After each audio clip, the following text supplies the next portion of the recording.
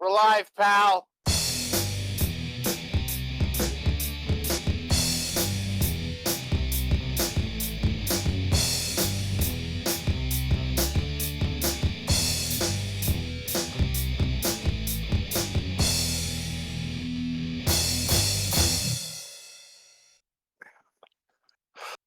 Welcome to Happy Hour, everybody. Happy, joy. Happy, joy. All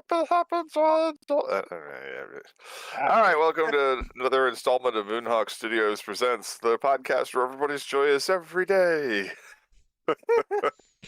Guys, I think Mac has been smoking something.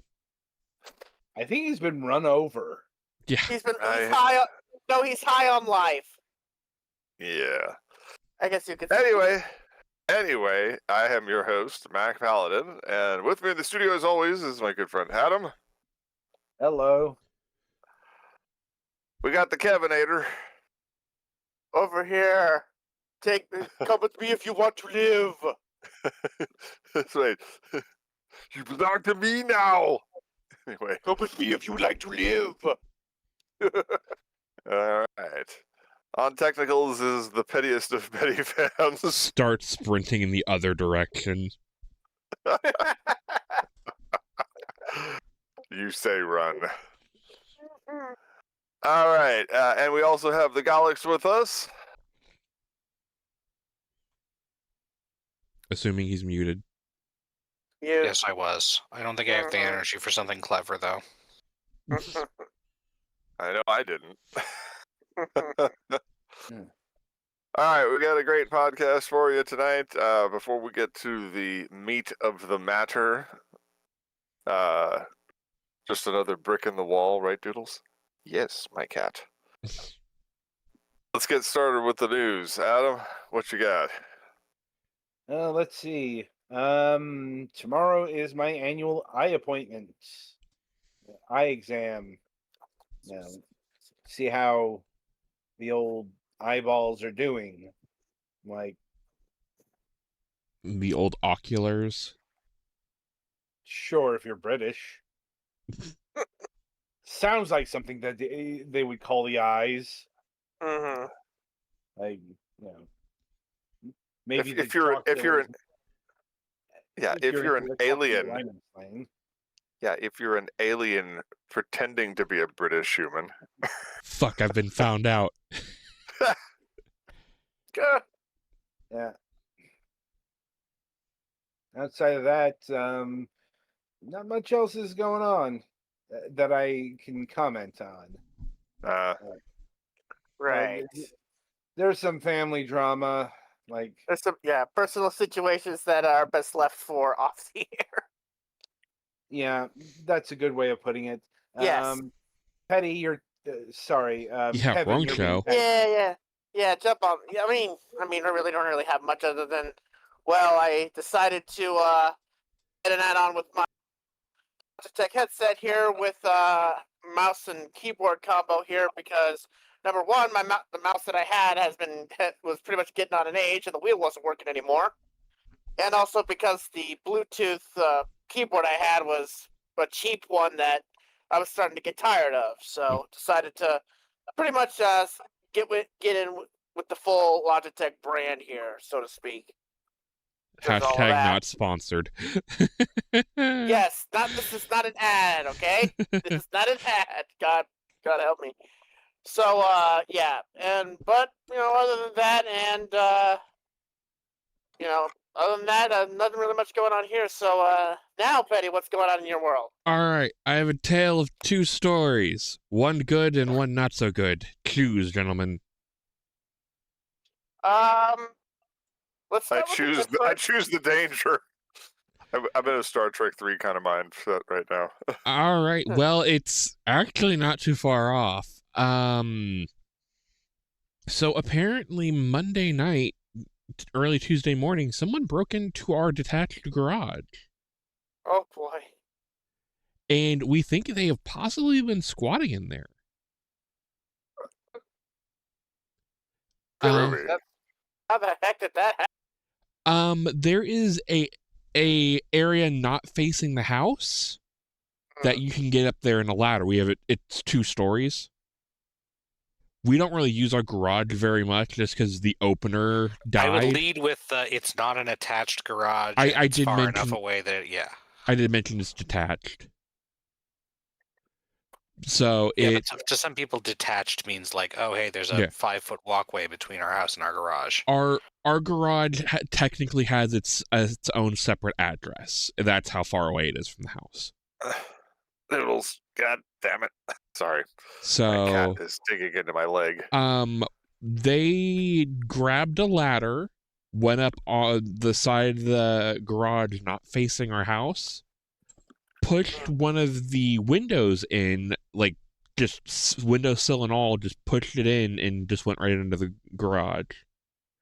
There's not anything of real value over there, and it's not exactly there's some holes in the roof to not make it a decent, structure to live in with the coming winter. So we did our best to lock things up, to make sure they can't get back in again. The ladder they used, we moved out to the yard in direct view of our floodlight camera. So if they go and grab it, they're going to get 200 watts of God in their eyes and be caught, as the kids say, caught in 4K. We are getting another Nest cam to put on the front of the house to face towards the front of the garage. So if we see somebody who's walking on the street suddenly take a turn and just hop the fence to the backside of the garage, hello, police? Or they meet the father. You can take that however you want. And the Son and the Holy Ghost. You can take that however you want, but based on what you told me, they're going to be meeting the Holy Trinity really quick. But yeah, nothing of value was really over there except maybe some like old tools. I'm guessing it might have been a druggie looking for copper, or some sort of car parts that for a quick flip. I just want to remind you that under federal law, you don't wing them, you shoot to kill. Anyway. But yeah, it's just one of those things. It's a moderate annoyance because we don't want somebody squatting in our fucking garage. Because after we get the house sorted, we want to try and get the garage fixed up. But the house, obviously dealing with that comes first. Because we kind of live over here. So yeah, we're going to be working on boarding up Asshole's entryway this weekend. So that's going to be fun. We already have plywood, so it's more of a matter of grabbing the drill, some screws, and just putting them in. And yeah, I guess after the house is done, see about, what we need to do to plug these any holes further, get a new roof on the garage so we can actually see about using it again. Other than we still, I keep the pool chemicals in the downstairs of the garage, but what the fuck is somebody gonna do with 20 tubs of chlorine or 20 pucks of chlorine,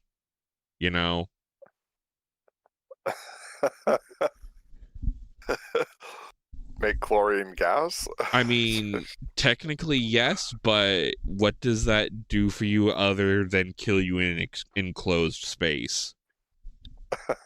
You also need 10,000 gallons of water to actually do much with that. So good luck, dumbass. Or a bottle of bleach. Ammonia. The chlorine is that's the bleach in that one. But yeah. That's just been another thing in my shit show of a year. And honestly, if that's the only thing November has for me this month, I'm fine. Oh, you just fucked yourself. No, if you've for the entire year, I've had one, year life altering event every month, once a month, all goddamn year. Yeah, and then you just invoked Malocchio. Thank you. Well, fuck me in the ass then, I guess. I don't know. Wow. All right. So I guess for the better news, I saw the eye specialist today. They gave me some steroid eye drops. The defect in my eye isn't quite closed, but he's like, it's closed enough. This should be fine. I can't remember if he said it was 0.2 millimeters or 0.2 millimeters or 0.02 millimeters. Regardless, it is very small enough that the drops shouldn't be able to penetrate that hole to cause any damage. So he has me on the steroids because what he says the issue now with my eye is, I believe it's called keratopsis.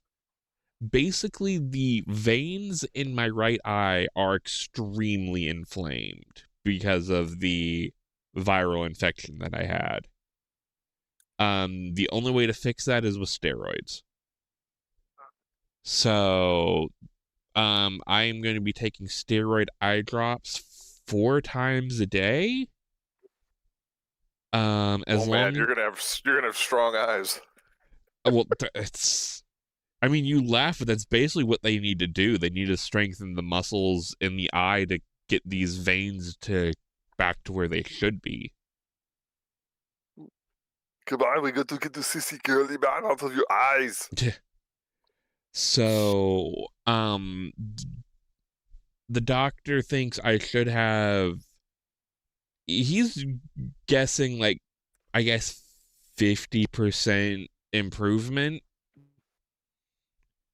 by Friday. So hopefully that tracks. As long as my eye's doing well enough that I can at least, look at my computer without wanting to, defenestrate my face. Huh. I'm fine with this, Yeah. We're not going to try and push to get me back to doing reviews at least this week, just because last thing we need is I start playing a game and Adam just gets a message. So I'm cross-eyed now and I'm on my way to the ER. We have a very big problem.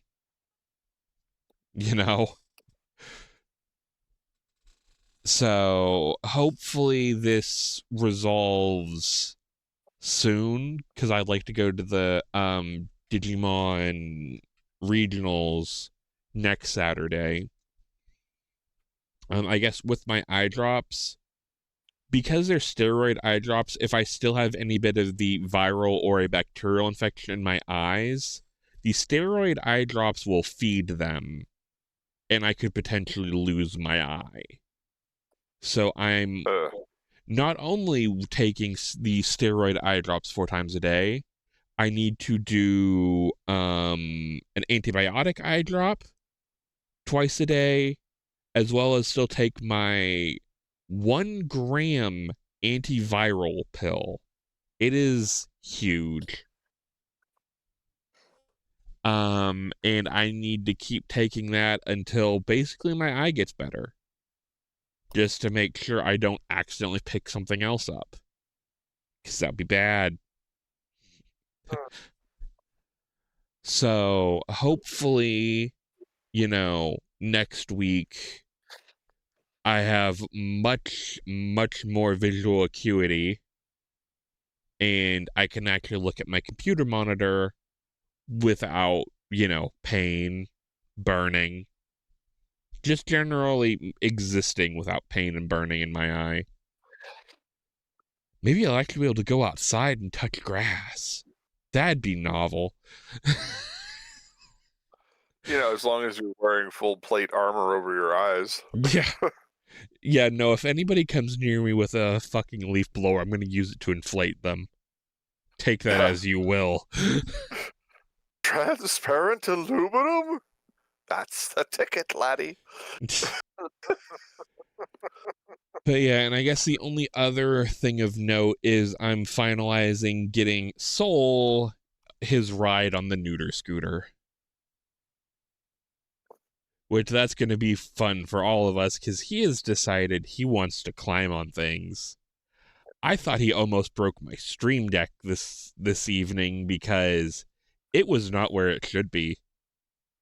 And then while I was doing fragments, little Soul decided he jumped right up on my computer case, and I'm like, oh no, that was your doing. Luckily, the stream deck is okay. I may need to get some super glue for the base for it, but it's plastic. There's not even any electronic components in it. Just super glue it back to where it should be, and all is good. But yeah, I think that's it for my line. So, Gullix? Not too much going on here. My mom's off on a trip, so it's just me and Dad at home, which always makes me a little bit nervous because I'm not a great caretaker, and I'm always concerned that he's gonna end up needing help with something that he doesn't know he needs help with until too late. Yeah. And I won't be available or trademark something. disability stubbornness. Hi, I have this. Mm-hmm. But yeah, that's one thing. And in addition to that, today we had a permanent generator that will turn on when we lose power installed, because my parents were thinking as they're getting older it's too much trouble to lug out the portable generator. This one's a little bit annoyingly close to my bedroom, which might be loud when it's running if it's going when I need to sleep or something, but its location was not very negotiable without significantly increasing the installation costs, apparently. It had to be near where the gas connection was, which I believe is natural gas. Should be. That's pretty standard for that. Uh-huh. But anyway, because of that, the power had to be out for a lot of day, and it was out and then back on and then out again, and happened before I'd normally wake up in the morning, so my sleep got interrupted like twice. Thankfully, I managed to take a shower while we had warm water still, but and then I was at work most of the day, but I was worried that something was gonna. It seems like it's fine, though. When I got home, I asked them to wake me up before the power went off so I could disconnect my computer and stuff. Although I'd actually and set things up properly. Although I actually ended up turning off my computer and power backup thingy last night, and then when I got home from work today and went to turn it back on, it wasn't turning on, so I had to do the disconnect everything from it and unplug the battery and then discharge the power and then reconnect it and plug it back in thing, which thankfully worked, but it was annoying, and I am glad I managed to hold my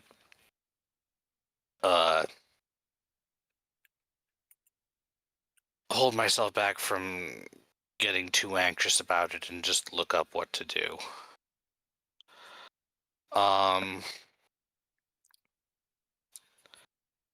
Other than that, not too much else going on. Still playing Super Robot Wars Y, and I got to put in some time on Legends ZA, although I'm still not very far. It's harder to find time to play that because it doesn't break itself up as much. So it's easy to lose track of time. I think that's about all I've got. Question about this generator. Is it a Generac? I have no idea. It's too dark. By the time they were done installing, it was too dark for me to be able to see the thing. Is it in a big tan sound reduction box? I don't think it is right now. You can't See, steal Golix's generator. That wasn't the plan. He's a bit too far away either way. I That'd was be a just hell of curious a as to- heist. Yeah. Well, I mean, if they're putting ladders up against the Louvre. Generac is a good brand, and they sell them at Lowe's. So it's they sell No idea. they sell home-based systems that are 8 to 26 kilowatts. So Yeah, I can the ads for check those it all the out. time. Yeah, I've seen the ads for those all the time. I'm just surprised they didn't put it in a sound reduction box so that way it wouldn't disturb you as much. But I guess you're kind of out. I'm not sure they thought about that, and I don't know for sure, but I will ask if that's a thing. Anyway, I'm over here being dyspeptic. That's part of the discussion I had with them is that I kind of wish you had maybe, when you knew it was going to be that close to my room, asked if there were anything you could do about, like, just involved me in that at all. But I don't really merit being involved in decisions for whatever reason.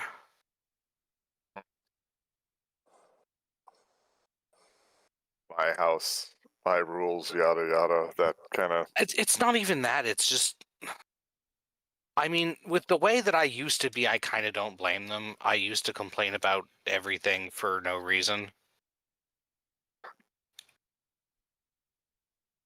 But I've improved on that, but they have not gotten into the habit of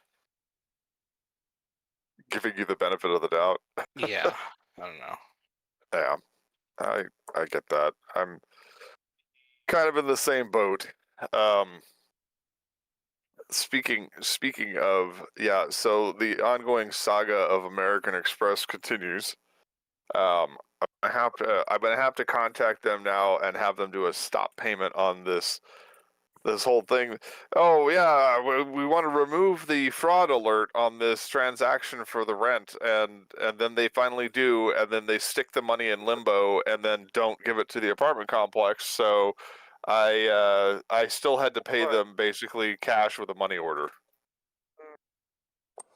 So I'm going to tell them to stick the charge because I'm not paying them for a nice fat interest-free loan for 90 days while they deign to decide to pay out. And so that's why I sound like my face is packed in cardboard tonight, is because I decided to take a small nap that turned into 4 hours after I had been at work since 11:30 last night. Just trying to get this delinquent part of the rent covered, and I still haven't covered this month's rent. Oh boy. Yeah. And as I said, I'm not in the habit of giving American Express a 90-day interest-free loan while they put the charge on the card and then don't pay it out for 90 days. Oh boy. and are arguing with the resident manager here at the Bar X apartment complex. My generic name for it, so I don't self-dox. Right. But I kept telling her, I said the transaction number that I gave you, I just wanted to verify that it didn't get shoved into the void, because they charged it, pulled it back, and then charged it again. So it might not be connected to my account or anybody else's for that matter. You may just have money in the system. And she's like, oh, and I'm like, okay, you're a moron, but all right, I'm not going to argue with you. I'm just going to do a stop payment on that, and then you can't have the money either. Oh dear. You can't have free money either. And then still demand a rent payment on top of that. I now have the Ford Fusion back, although I think they need to re-bleed the brake lines, because I have to slam the pedal to the floor even with brand new brakes and rotors on the front and back of the car. Fine. So I don't think it's pressurized correctly. Air in the brakes means it's breathing. Yeah, that's right. You keep telling yourself that.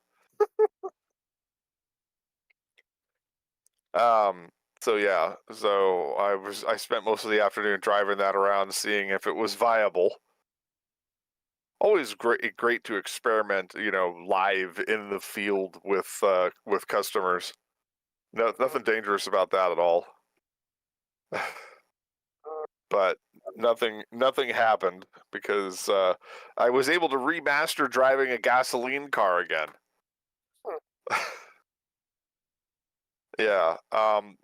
Learning to drive a Tesla was a hell of a thing. Oh boy. Yeah, it turns out that EVs don't drive like normal cars. Who knew? Literally everybody who has an EV.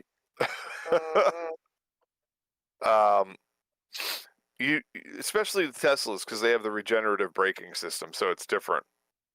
And I don't like things that are different. But so you drive it with one pedal.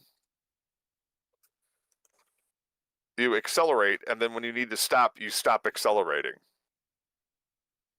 The regen braking system kicks in, and only if you misjudge when you're supposed to take your foot off of the accelerator. I have to resist calling it the gas pedal, although I do like calling it the gas pedal, ironically.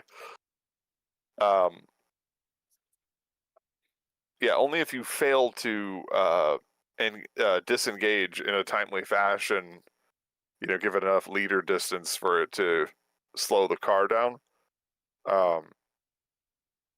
do you ever touch the brake pedal.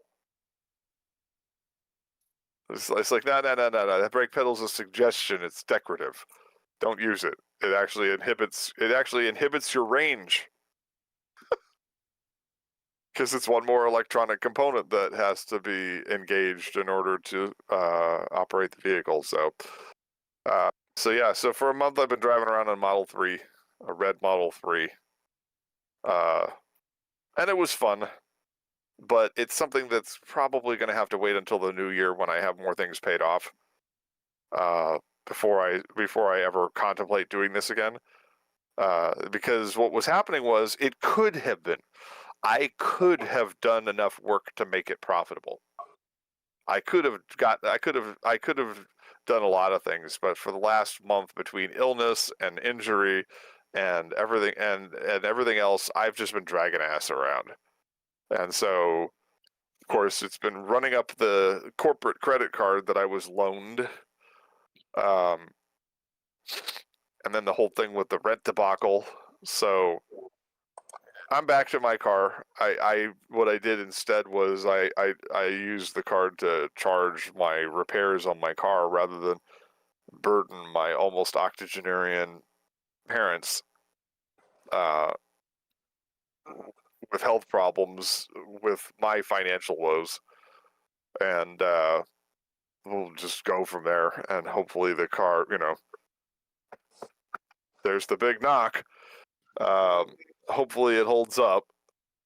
I am not now. I, however, am not a fan of Malocchio, the evil eye.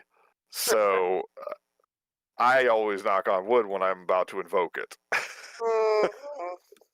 Always knock on wood. Yeah. I'm sure there's some particles of wood in that desk that I just knocked on. So yeah, so that's what's going on, and hopefully I'll be able See, to. my stupid superstition has always been that knocking on fake wood is worse than doing nothing at all. I mean, I can just knock on the side of my head. That's much closer to real wood. Oh boy.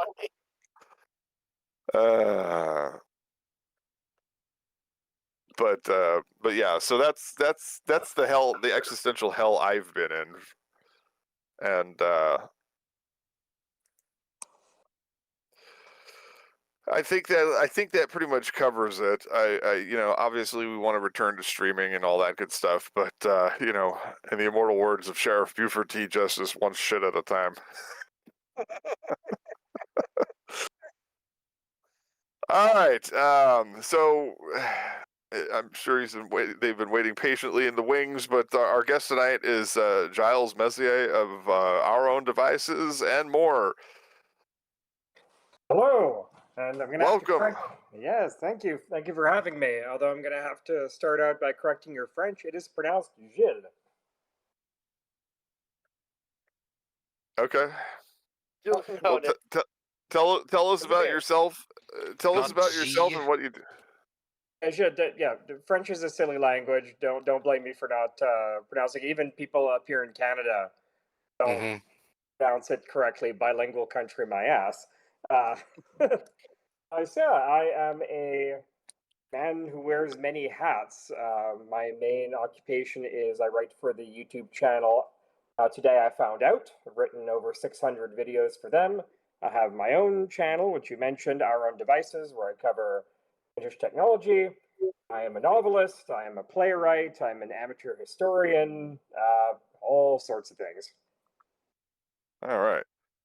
Well, I made no such pretense that I'm bilingual. Well, let's just get right into it. Adam, guys, whoever wants to start.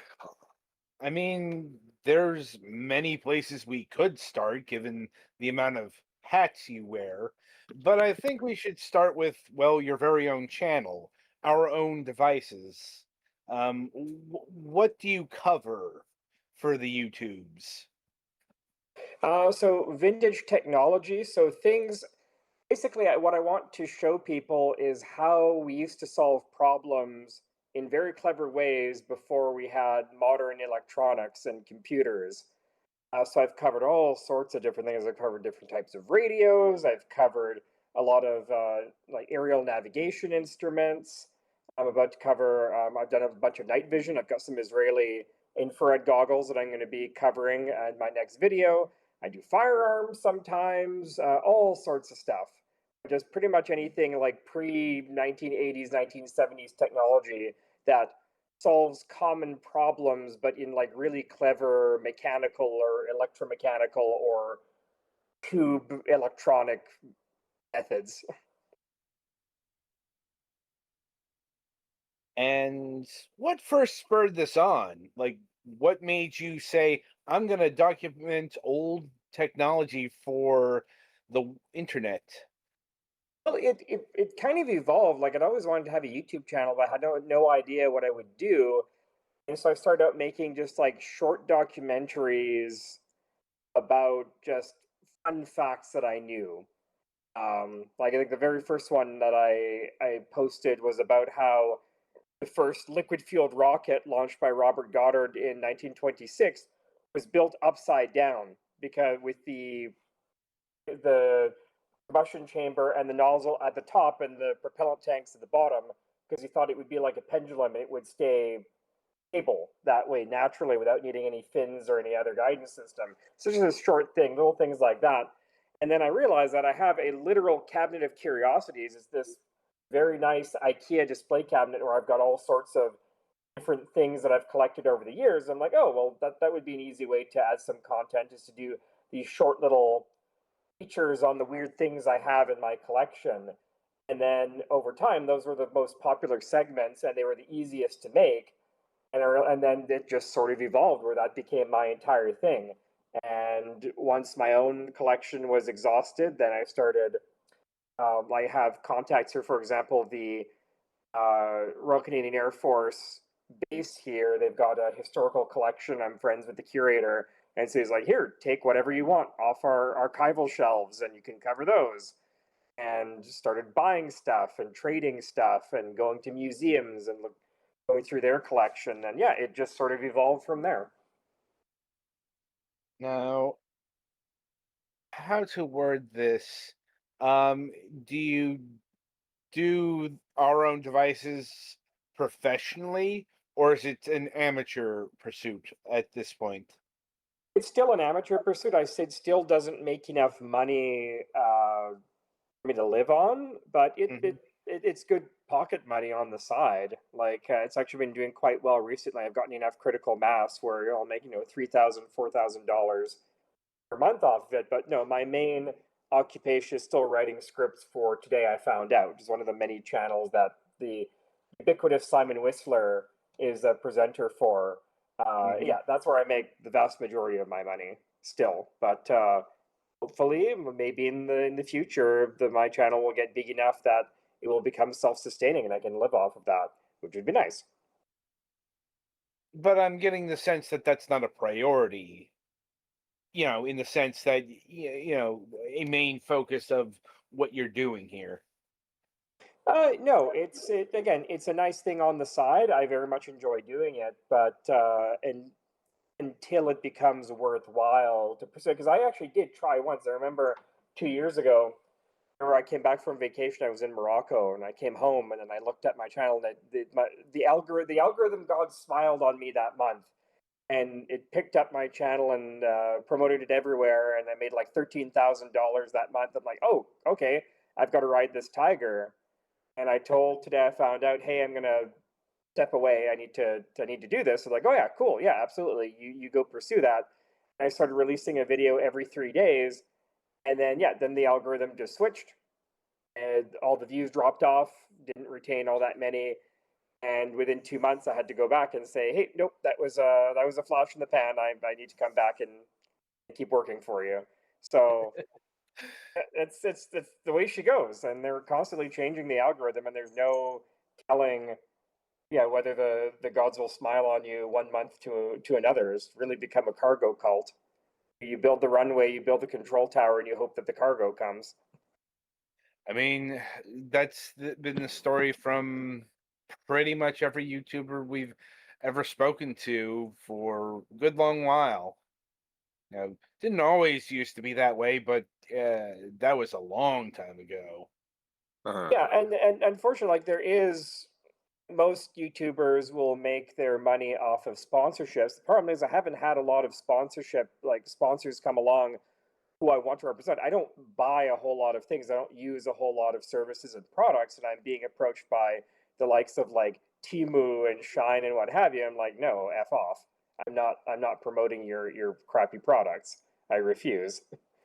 Um, and Well, then and then there's like selling merch and things like that. And then I have like one of my many side hustles is I have an Etsy shop where I sell Art Deco posters and things like that that I design, but I don't know what I would do in terms of merch for my particular store. It's kind of a niche interest, and that really doesn't lend itself to merch. I don't have any catchphrases or anything like that. Anyways, it's just might end up doing that at some point, but at this moment, I do it because it's fun. I do it because it gets me access to all sorts of neat old gadgets. It gets me access to museums and things like that, and it makes some money on the side, and it has a bit of a following, and I just enjoy doing it.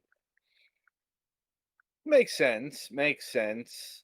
And yeah, from what is understood, like sponsorships are like where the real money is made in terms of like advertising on YouTube. That and the almighty Patreon. Yes, But that was another thing. I did try Patreon for a while, but unfortunately, because I have so many other projects on the go, Patreon, you have to give perks, you have to give extra content and things like that. It's like, no, I don't want to stress myself out about that. I'm making plenty of money doing, writing for Today I Found Out and doing a whole bunch of other things. I'm just going to keep this at the leisurely pace of, say, like one video per week. And if it's a good month, it's a good month. If it isn't, it isn't. And what you get is what you get. That's how I'm running it. I'm not getting sucked into the Sturm und Drang of it all. I mean, it's not the worst position to have your channel in. In all honesty, you are able to do it as a hobby, more or less. Yeah. That being said, kind of want to shift away from the business end of at least this channel and talk about what goes into the making of a episode of Our Own Devices. Like, how do you select a object of antiquity? How, do you write a script? How do you present it? That sort of thing. Yeah, so how I select topics is usually pretty random. Like one of my many collector friends will say, "Hey, I've got this thing you might want to cover," or I'm constantly trolling Facebook Marketplace. It's a gold mine, and also every month or so, over the course of the month, I will do the rounds of every flea market, antique store, and thrift store in the city, looking for stuff. Usually find like old cameras and stuff like that in the thrift stores. So I'm constantly just accumulating stuff or finding stuff or being recommended things. Viewers will send stuff in. I have received some really, really cool stuff from viewers around the world. Like two people have sent me like complete working like vintage night vision scopes from like the Vietnam War era in the case, and it's like, here, have this. Okay. Oh yeah, which is really cool. I had one. Probably the weirdest thing I had a guy send me was uranium yellow cake, which is like processed uranium oxide. Uh-oh. He was that. I know it's perfectly safe and perfectly legal, but the guy had worked in like uranium prospecting and mining, and he happened to have this stuff. So I received it in the mail. This envelope full of yellow uranium powder. It was great. So, oh yeah. So, and again, it also depends on whether there is a story to tell. Like I've come across a lot of neat stuff where it's like, well, there's really nothing to say. Like for example, people keep suggesting, oh, well, here's 8mm, 16mm home movie camera. I'm like, well, there's really not much of a story, or the story is way too big. Where it's like, if I were to go into the complete history of like 8mm home movie cameras, it's such a niche interest, I would have to become like a separate hobbyist. Same thing with typewriters and most cameras, like unless they're really, really interesting. Like I've done like the Moonhawk spy camera and Polaroids, like early Polaroids are really, really cool. Like unless there's really something unique about it, if it's just something generic that has this like really long, complicated history, I would say it's not sufficiently bite-sized, and so I tend to avoid those. But anyways, whatever the topic is, yeah, I will do my research. I used to not write a script. I used to just like do point form notes, but now I write a script. But I do not use a teleprompter. I find it's more spontaneous, or it's more authentic just to memorize it. So my main form of exercise is interesting. My main form of exercise is I go swim laps for an hour every day. And so I use that time to memorize my scripts. I just go over them over and over again while I'm swimming. And then I go home and record the video. And I can usually do each segment in, 1 or 2 takes or something like that. Whatever is definitely going to be like voiceover images, I'll just like read off the script and record that because I'm not going to be appearing on camera. And then, yeah, writing the script is basically just to organize my thoughts and make sure that everything is in the correct order and that I don't miss anything. And then, so once I've recorded the voiceover stuff and done my close-up photography of whatever I'm examining, take it apart on camera, put all that stuff together, other images taken off the web, things like that. Then I will go to my set in my basement where I have my shelves with all the stuff I've covered on the channel piled up behind me. It keeps accumulating episode by episode.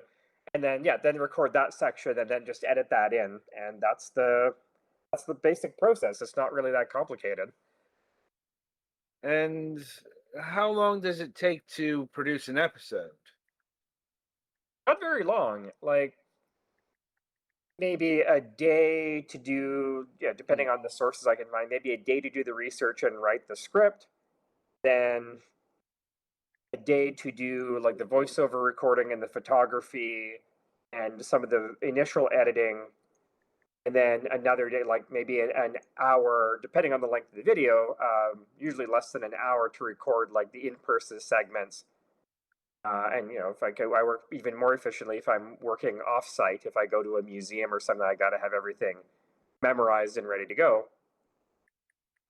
So I don't know. I would say, in terms of total amount of work, maybe total 24 hours cumulative. Sometimes more, sometimes less. Like sometimes I do short videos that don't take very long at all. Sometimes the videos are more extensive. Sometimes they're like mystery object videos that don't take very much time at all. It all depends, but it's not an exhaustive process. I try to keep the videos pretty simple. Don't do any fancy editing. I'm just using iMovie. Really, there doesn't need to be anything more. It doesn't need to be anything more fancy than that. It really doesn't. I'm not doing any weird editing tricks or anything like that. Don't need to do any fancy graphics. I'm just showing stuff on camera. So yeah, I've refined it quite a bit in recent months, where now it's second nature. Okay. And what about the research itself? What do you use to look into the history of an object? I mostly do online research, but what I try to do is I like to find like original manuals, or like especially with military equipment, there's always manuals and there's always like evaluation reports. I can also find that, like, again, with military stuff, I have access to the archives over at 17 Wing RCAF here, and I have the heritage officer there. He has access to a whole bunch of different books and things like that. So he was able to find me a lot of different sources. So, and there's also like there's a lot of collectors websites where they have a lot of really good information. That's one thing I love about the internet is there's collectors websites and fan websites for absolutely everything, and they collect really good information, especially for things like cameras. Remember, this is not related to my channel, but I remember once I was gifted like an old Gillette safety razor. I'm like, I wonder if there's a site that shows you which year it is. And yeah, there was a site devoted entirely to every single razor Gillette ever made. And I was able to find it. 1963. There we go. So yeah, there are good things about the internet. It is sometimes easy to forget about that. Yeah. Especially in these modern times. On second thought, let's not go to the internet. 'Tis a silly place. No, I think the internet could use a dose of silliness to these days. Like, I suppose it's probably a more nuanced conversation, depending on the circumstance, but certainly there are people who need to take the internet less seriously than they do currently. Yes, absolutely. Anyway, so have you ever run into trouble in terms of the research? By that I mean, you got something inaccurate and it's come up in like in the comments. Like, how do you do corrections and addendums, basically? A couple of different ways. There have been some times where I've gotten some stuff pretty wrong. I will take the video down and sacrifice its momentum and retool it, like re-record certain sections, make corrections, and re-upload it. I've done that a couple of times.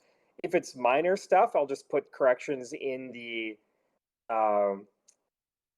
video description or in a pinned comment and just say, "Oh, hey, just so you know."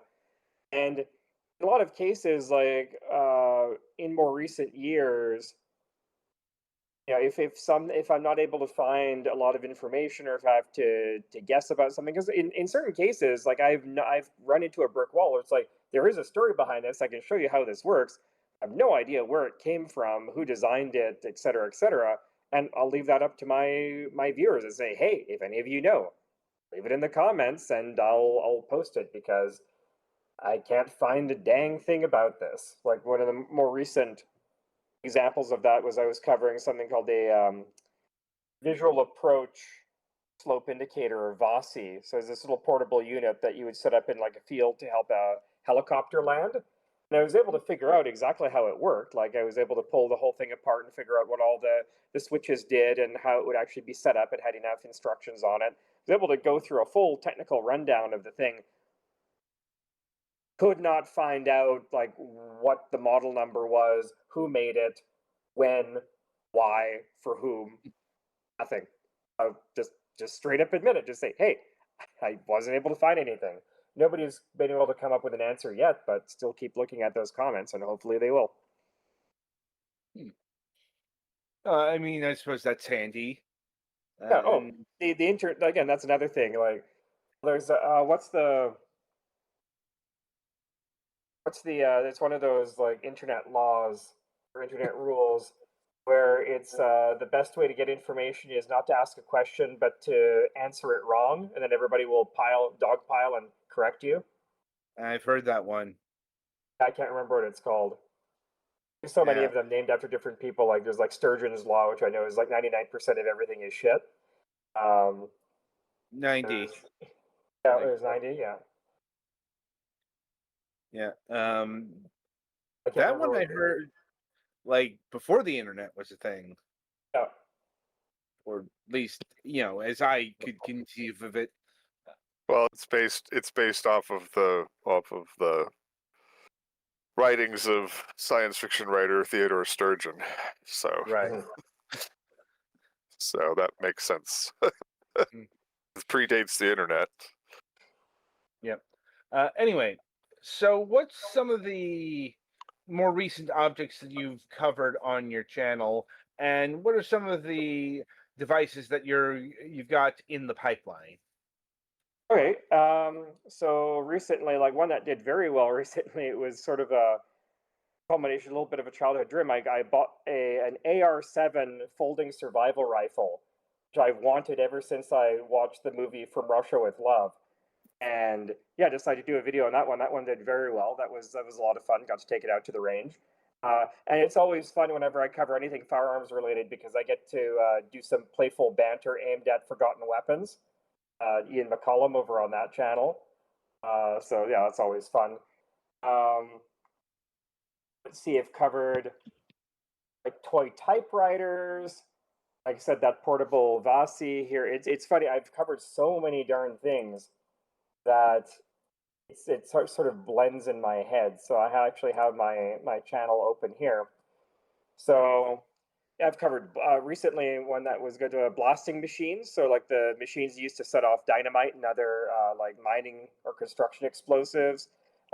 Ford Model T ignition coil, so whole prehistory of ignition systems for cars. That one did very well.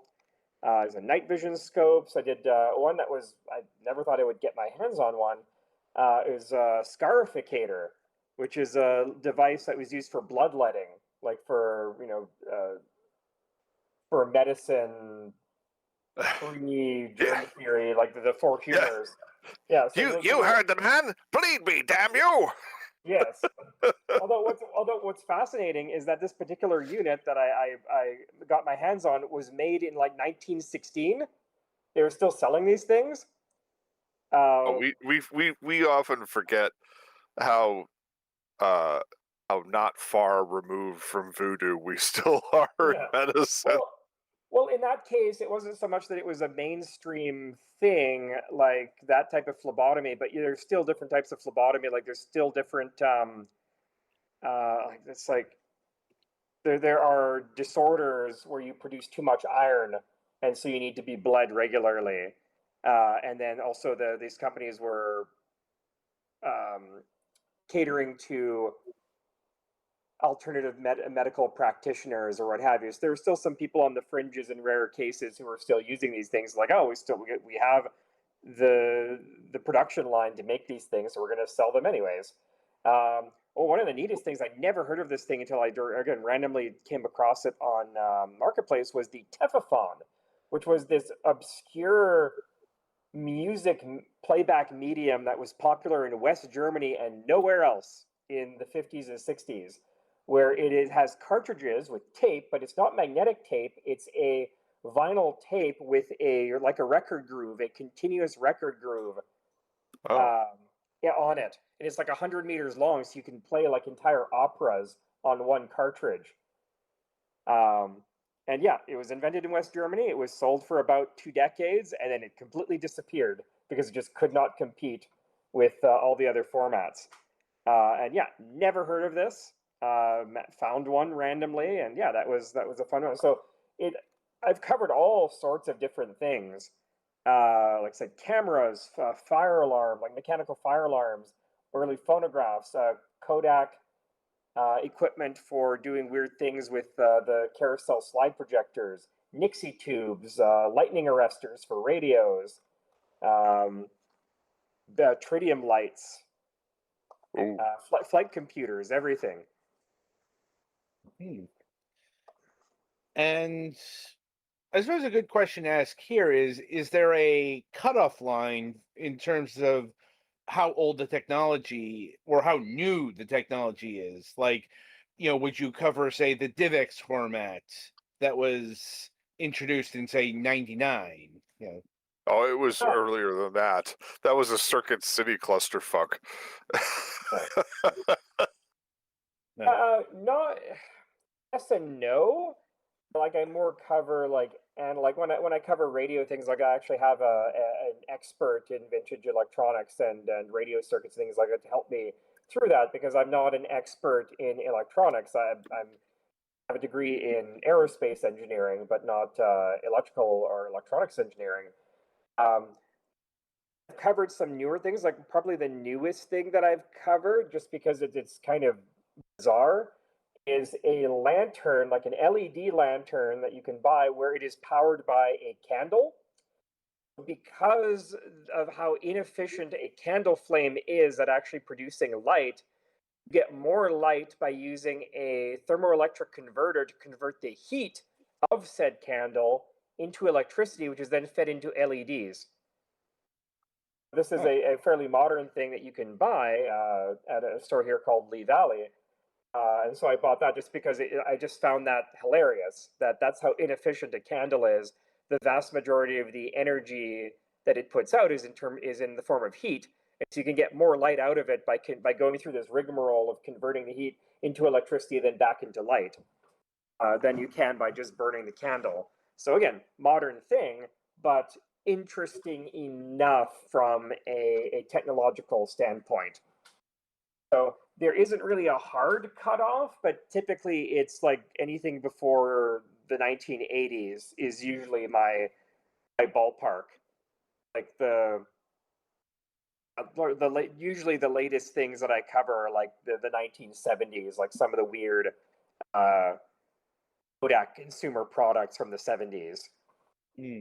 Or like Polaroid, like the Polaroid SX70 that came out in 72, I think. That sort of thing. But usually, I really like when things are solved in an analog fashion. Like one of the coolest things that I came across was I was covering bubble sextants, which are a type of navigational instrument for use aboard aircraft. The idea being that if you can't see the horizon, you can use a bubble level to give you an artificial horizon for taking your star shots. There's one of these where it has an averager, because you're on board an aircraft that's shaking and maybe banking or moving around quite a bit.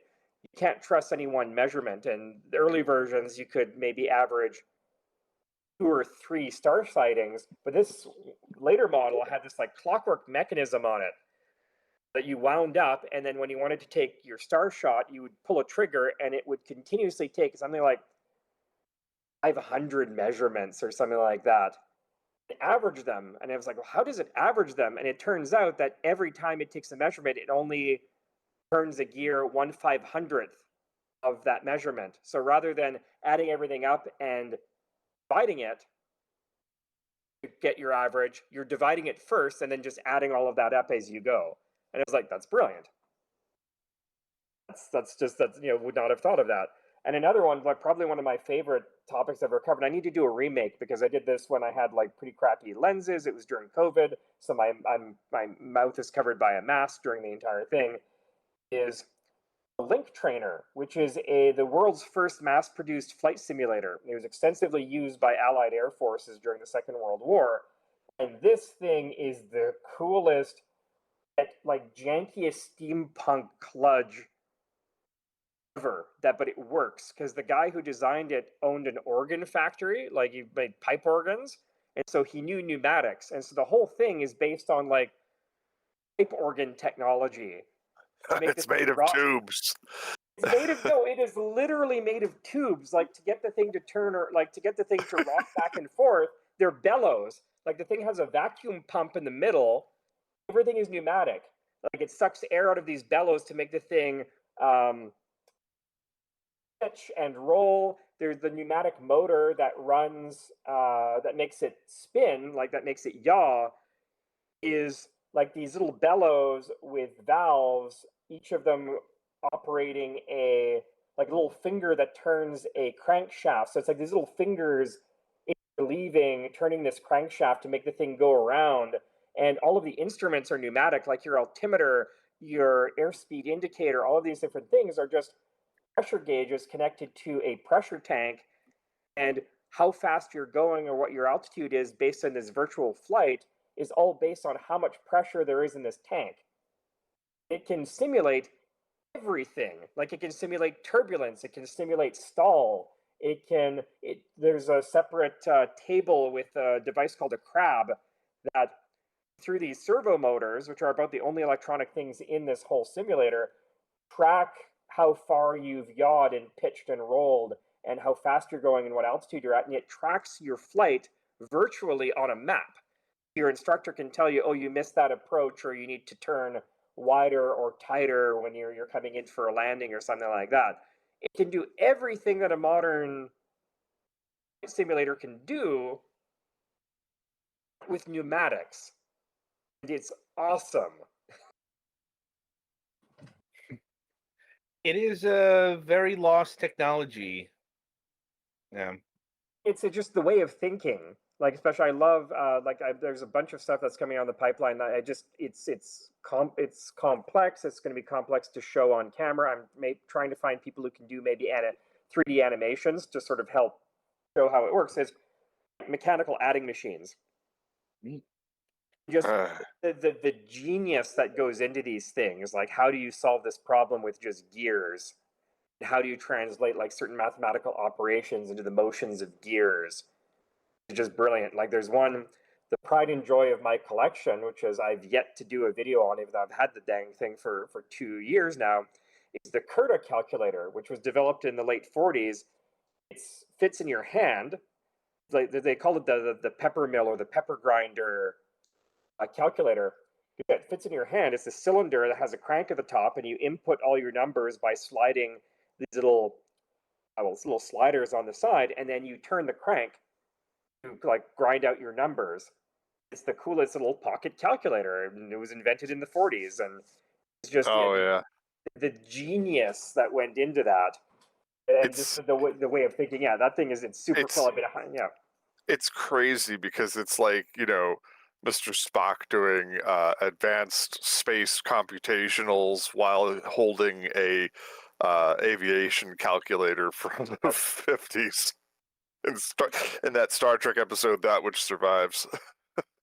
That is, he's using a 6B. I've covered that. That's that's called colloquially known as the whiz wheel.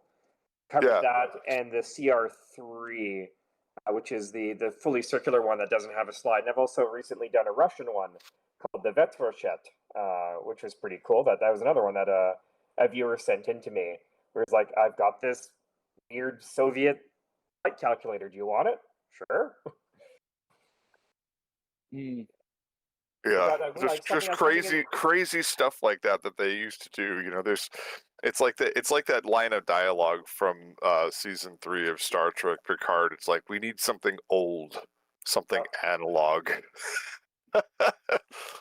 something not connected to the system. It's just like, oh brother, have I got a story for you? and yeah, then it is useful to know how to do things the old-fashioned way. Remember, so like I said, I have a degree in engineering. I worked as an engineer fairly briefly, like for about 7 years, and then I was laid off, and then ended up immediately jumping into the job with. I found out, and I've never looked back. And I really never enjoyed being an engineer and working the 9 to 5 anyway. But the knowledge it gave me is invaluable. And I remember one of my co-op jobs when I was still in university. I was working at Bristol Aerospace, now Magellan Aerospace here in Winnipeg, at a facility that made rocket propellant. Cool place, boring job. But they really didn't know what to do with their summer students. They really had no jobs for them. So I remember I was designing this. It was like a device for testing pressure transducer. So just like a steel block that you would connect a hydraulic pump to, and then you would screw in your pressure transducer and it would pump it full of oil and test it. Then this was a remote site, like just outside of Winnipeg, and all the software we're using, all the licenses were on the server in Winnipeg, and then it was continuously transmitted. There was a comms tower, and there was a thunderstorm one day, and lightning hit the comms tower, and it knocked everything out, and nobody could use any of their software because it wasn't connected to, didn't have access to the licenses. So everything just bricked up. So everybody went home except for me because I happened to have a drafting set from my grandfather and some paper. And so I drew up the blueprints, the engineering drawings for what I needed the machine shop to make by hand, and then walked over to the machine shop, handed it to the machinist, and said, "Can you make this?" It's like, Jesus Christ, I haven't seen hand-drawn engineering drawings in decades. And I'm like, well, is it good enough? Like, can you build this? He's like, yeah, no, this is legit. I'll make it for you. Nice. I suppose conversely, what's the oldest bit of technology you've covered? The Pythagorean cup. Got a replica of the. It was basically a 3,000-year-old practical joke.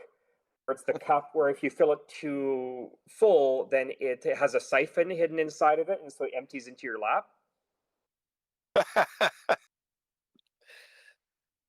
So Sounds like something Pythagoras would have been into.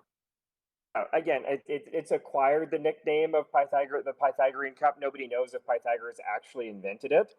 Right. We don't know who actually invented it. So yeah, it's probably the oldest piece of technology that I've covered, and that was an interesting one because I got to go into the surprisingly fraught and controversial physics behind how siphons work. Like, you would think that of all things we would know how a siphon works. We really don't. There's multiple theories and there's multiple experiments where they're like, oh, well, this disproves this theory, and this disproves this theory, and this disproves this theory. It's like, oh, these all contradict each other. How does this work? That's always fun. Same with cover the radiometer, which is like the little bulb that you have on your desk that has a little weather vane on the inside, and then if you put it in sunlight, it spins. Still do not have a 100% confirmed theory as to how those work. Same thing, interestingly, with bicycles. We still do not know how bicycles stay upright. Like, if you just push one without a rider, we still don't know. They have a bunch of theories, done a bunch of experiments. As I wrote a whole video for today, I found out about it. We really still don't know what the physics of bicycles are, which is, again, something you'd think we would know, but we don't. It's always fun to come across that where it's like this very, you would think that we would know, but we don't. This came up in discussion in the context of aircraft, but humans in general with technologies and stuff have generally a long period of like figuring out experimentally how to do something before really figuring out all the details of how the thing actually works. Oh yeah, absolutely. Like science and technology, yes, they are more and more intertwined, but they are, in most cases, separate things. Like we've developed tons of technologies before we even knew why they worked, and we figured out why they worked in order to optimize them. But yeah, initially, uh, you're absolutely correct. Initially, it's like, well, no, it's just trial and error. And I mean, most of medicine, in terms of drugs and things like that, like there's very few instances where we created a drug knowing if we arrange the molecule this way, it will have this effect. It's usually, oh, well, we found this weird effect in this drug. Like, for example, Viagra was invented. They were kind of trying to come up with heart medication because they discovered that you can or you can treat heart disease, especially like angina pectoris, by releasing nitric oxide into the bloodstream because it makes blood vessels dilate. So they created this medication. They had the medical trial subjects, and they found that all these men were refusing to return their unused pills. And whenever the nurse would try to examine them, they would like lie facing away from the nurse, and they were always being very cagey. It turns out they just had raging erections from the drug that they were being given, and that's how Viagra came about. Who knew that that all they really had to do was just eat the rinds of watermelons? Well, the whole discovery about nitric oxide actually came about due to dynamite, nitroglycerin, because people who worked with dynamite and nitroglycerin got what was known as bang head, which is where when it gets absorbed into your skin, it releases a bunch of nitric oxide and it makes all your blood vessels dilate, and you get a massive migraine. And that's how they discovered that. So yeah, I actually did write a video about that as well, about how dynamite led to Viagra through a very long and winding road. Oh. Anyway, so I would be remiss if we didn't at least touch upon some of your other projects here. And yeah, I suppose the main driver is the Today I Found Out channel. Yes. So for those who don't know, what does this channel focus on? It doesn't focus on anything in particular. It's Mm. anything and everything, and it's the best job in the world, or at least the best job I've ever had, because the guy who runs the channel, Mr. David Hiskey, Simon is just a hired gun. He just reads the scripts, but the guy who actually runs it has basically given me complete creative freedom, where I can just write about any old thing that piques my interest. So let me just go to my again. I've written over 600 scripts for them over the past 4 years. Let me just give some examples of things I've written about. So how did Napoleon die? Well, is he killed by his wallpaper being full of arsenic? Who invented the shopping cart, and why did it take so long to be adopted? Who invented bulletproof vests? That time Guadalajara exploded because gasoline leaked into the sewer system. Development of catalytic converters, which is basically the Apollo program of the automotive world. Who invented the lava lamp? Operation Outward, which was when Britain launched a whole bunch of weather balloons towards Germany to like knock out power lines and start fires.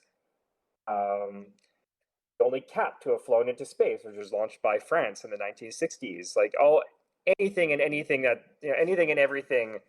that is at least somewhat interesting and weird and wonderful from history or science or technology, I will write about. So yeah, it's a lot of fun because I get to dig out some pretty obscure and fun pieces of history. Sounds like it. And how did they come across you, or did you like apply to them? Yeah, I applied to them. I used to listen to their watch their videos all the time, and then they put out a video saying, "Hey, we are looking for writers." And I just started my channel. I found out, It was a remarkable coincidence. It was like it was meant to be, because they got, like, I applied. I said, hey, I've here's a sample of my writing. I just sent them the script from one of the videos I'd done for my channel. I'd really love to work with you. And they got back to me and said, okay, yeah, absolutely. Here, we'll give you, an audition. Go to this. Here's a spreadsheet full of potential topics. Pick one and write a script about it, or you can write about anything you want. Just send us something. And one of the topics happened to be, how did World War I pilots shoot through their propellers? And just like a month before, I'd put out a video on my channel on gun synchronizers. I was like, oh, so I just took that, expanded it a little bit, added some bonus facts, submitted there, and like, yeah, good, yeah, you're hired. How many can you do per month? I'm like, how many do you want? Then yeah, that's when I decided I would no longer be an engineer and I would embrace that, and I've been there ever since. And it's great. Yeah, so it happened to be great timing because I applied before I was laid off for my engineering job, and they got back to me like a couple of days after I was laid off. So you just immediately transitioned from one career into another, just like that.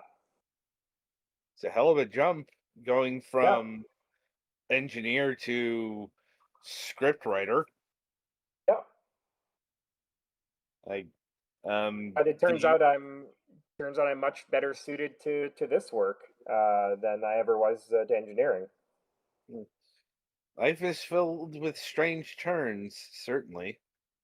Oh, absolutely. I've had so many weird jobs. Like, I've been a museum tour guide many times.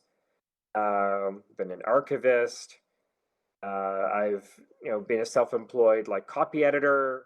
All sorts of things. So it's for it is it is a weird jump, but for me it was kind of like, yeah, that's pretty par for the course with how strangely things go in my life. So just gonna embrace it. Indeed, along those lines, you're also an author. Yes. I have one novel out. I've been dawdling on the sequel because I've been busy with all sorts of other things. So yeah, that is called Calling All Stations. It's an adventure, like a classic adventure yarn. It's set in Morocco in the early 1920s, and it deals with like early ham radio and like colonial warfare and like adventures in the desert. And it's, yeah, very good fun. And I'm also now I'm a rather prolific playwright. We have the Fringe Festival up here in Winnipeg, and I have produced, written, directed a show 6 times now. My most recent one was very, very successful. My most successful so far, which was, interestingly enough, something I'd covered on Today I Found Out, and then somebody just offhandedly mentioned it to me. I'm like, oh, I should write a play about that. That's very true. Which is an event in Winnipeg history called If Day, which was a scheme that was hatched in 1942 to sell victory loans, where a local businessman said, hey, why don't we pretend to be invaded by the Nazis? And so they got like almost 4,000 guys in German uniforms rented from Hollywood and staged a fake invasion. They had tanks rolling down Main Street. They had soldiers confiscating people's stuff and like closing down churches and synagogues and burning books outside the library. And they arrested all the politicians and put them in a concentration camp. And radio broadcasts, all these different things. And it was very successful. It raised $47 million in 1942, which is a huge amount of money. And so I ended up writing a comedic version of it where it's like, well, what if it went completely off the rails and everybody thought it was real? What hilarity would ensue? And yeah, it was very successful. So there's that. I'm working on a nonfiction book where I'm researching a system of fallout shelters that was built across Canada in the early Cold War period, in the early 1960s. And I just stumbled upon this through various circumstances. It's a long story. But it ended up becoming the only person researching this long forgotten Cold War mega project and the world expert on it. So I am now writing the definitive book on this aspect of Canadian history. And in the course of that, I managed, like, I found all of these fallout shelters that are scattered all over my home province of Manitoba. And then I found a museum that used to have one on their grounds, but it was destroyed in the 1970s. And I asked them, hey, weird idea. Would you like to find one of these shelters, move it from its original location to here, and turn it into a museum exhibit, like restore it, put all the original equipment back into it, and things like that? And they're like, yes, absolutely. And over the course of only 3 years, we did just that. We went and got the shelter, we moved it to the museum grounds. I did most of the restoration work myself, and we opened it this summer, and it's a one-of-a-kind museum exhibit in Canada. So yeah, that's among the many things I'm working on. How do you manage all this? Uh, I I'm a bit of a workaholic. I'm happiest when I'm working on something. I don't like when I go on vacations. I don't sit on the beach. I go and I go to museums or I go to historic sites and go for hikes and in the wilderness, things like that. I always have to be doing something. I hate idle hands. So yeah, I just work a little bit for a bit on this for a couple of hours, and then on that for a couple of hours, and just continuously chip away at everything. And it tends to work out. I tend to get what I want to get done in the time that I want to get done. Usually, the what takes the longest is waiting for other people to get their shit done, to get their shit together. I see. Like, Story of my life. Yeah. yeah. Oh, like that bunker would have taken like one summer to get ready if we weren't waiting after like craftsmen, like contractors, because they're really not contractors. They're doing it for free. They're doing it pro bono, but that means that their priority is, paying jobs, right? So they're dawdling on getting our doing our free job, and then can't do anything until they do. Like the guy needs to cut the side open so we can access it. So can't do anything until he does, and so we're waiting and waiting and waiting, and can't carry the thing until the city gets dirt for us, and waiting and waiting and waiting. So yeah, that's the most frustrating thing, is when you're ready and raring to go, and you have the time and you have the energy, and then you're just waiting after other people. And I suppose the final thing I'll ask about is the Art Deco prints. Yeah. How did you come across that skill set? So interesting story. Yes, this was years and years and years ago. I think this was I was still in university, and my sister went to graphic design school, and she had a bunch of leftover art supplies, and she had this gigantic canvas left over, and she's like, "Do you want this?" Like, sure. I didn't know what I was going to do with it, and so I started looking online. I've always loved the Art Deco aesthetic. One of my childhood favorite movies was The Rocketeer. I always loved that, and the poster for it or whatever. So I just thought, so I looked online. I found some old aviation posters, and I made my own version of it. And I did another and another, and I originally hand painted these things with acrylics on canvases. Um, and then at one point, a friend of mine asked me if I could digitize some old airline posters that she wanted to put up, and so I learned how to use. I had a copy of Adobe Illustrator, and I taught myself how to use it, like how to do vector drawings, and then ended up converting all of my old canvas paintings into digital artworks, and then started doing them from scratch as digital artworks, and it just sort of evolved from there. Set up an Etsy shop. And yeah, and that led into an on and off again side hustle that I have, which is a brewery originally in Maryland and now in Pennsylvania. They recently moved. Saw my work on Etsy and said, "Hey, we like your style. We want you to hire you to do all of our branding, like all of our beer cans and everything else." Like I designed their logo for them, and I designed all of their beer can labels, all in that style. Which has been awesome. And I recently, like last summer, a friend of mine and I we drove down to Washington D.C. and on the way we stopped at this brewery. Like I'd never met this person in person. I got to walk into this brewery and it was surreal because wall to wall it was all my artwork. all my posters, all the cans had my artwork on it. Every surface had the logo I designed. It was like this shrine to my artwork. It was just super surreal walking through this space. So yeah, I stumble into things in the most unlikely ways, and just I like it. I pursue it, and it just becomes another feather in my cap, another little thing on the side. All right, then. So I think I've asked my gamut of questions. I'll see if anyone else here has anything further for you. I'm good. I'm good, thank you. Well, any appearances or upcoming episodes you want to promote in particular at this point? Like on my own channel. Uh-huh. What's coming next? Yeah, next is going to be, like I said, these Israeli infrared goggles. Afterwards, one that I've been sort of dawdling on that it will be really nice is an ARG-1, which is this like German aerial navigation instrument from World War II. They're super rare. Like these things were used by the Luftwaffe. So really excited to cover that. I've got like a Braille typewriter that I managed to get my hands on. A guy. It's in the mail. It's on its way. A person sent me one of the very first modems, like one of the first telephone modems, for like even pre-internet, like when it was like ARPANET or those early systems. So that's arriving in the mail. That should be really fun. So yeah, all sorts of things, and all, as you can see, all very random. I like to maintain a variety and not just focus on certain things, because yeah, often, like, I have obsessions. Like I love anything nuclear.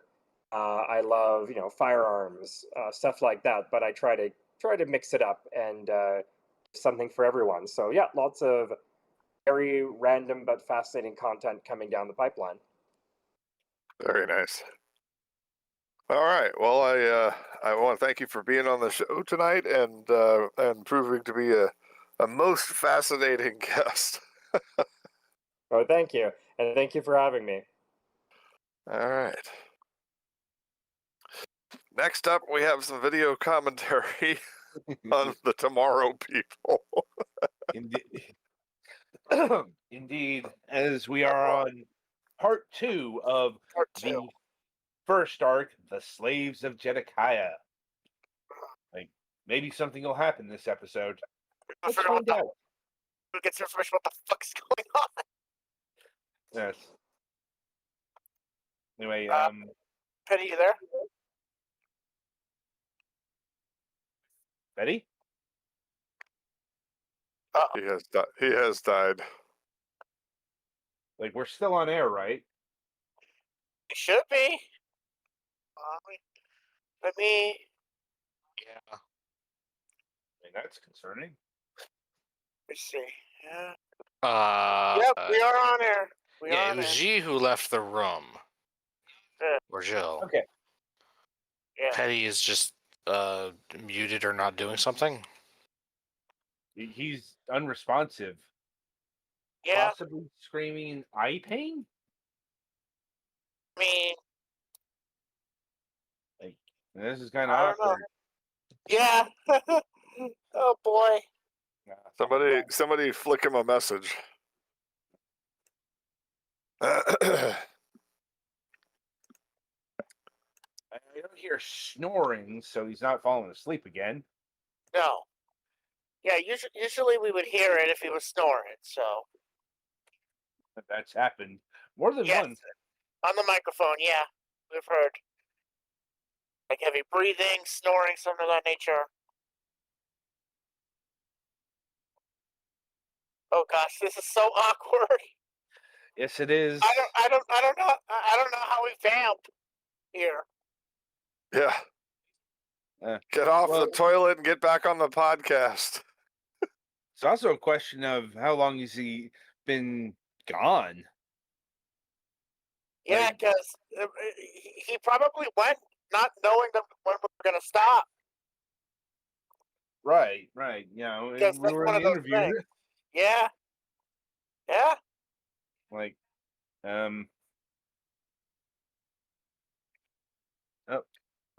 He's well,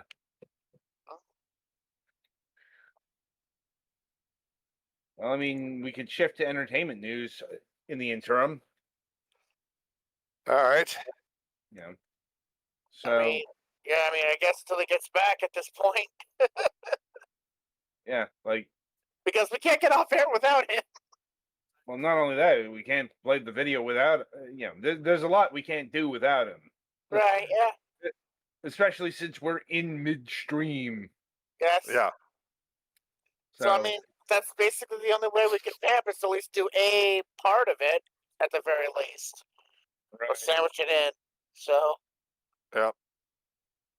what can we do to waste time? Well, I mean, I suppose we'll start with the entertainment section. In the realm of just we were waiting for the official details. K-pop Demon Hunters 2 is officially happening in 2029 as Oh, that's a decent run up. Yeah. mm, Yeah. and I've seen So soon. I'm like 4 years is pretty standard for an animated sequel unless you're doing the um The main thing is it means they're not like ultra rushing it, Right. which was definitely something that there was a risk of. Mm-hmm. true. um the I think they're going to take the Frozen model here.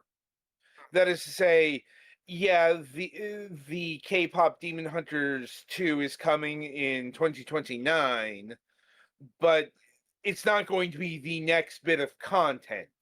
Yeah, You they're know, they're gonna do something to keep the fire burning, as it were. well, I mean, they've already said that they're going to have short form content. Right. Um, And what's the easiest short form content? Music videos. true enough, true enough. But I mean, they're going to have proper shorts as well, like Mhm. the kind that Disney has. Yeah.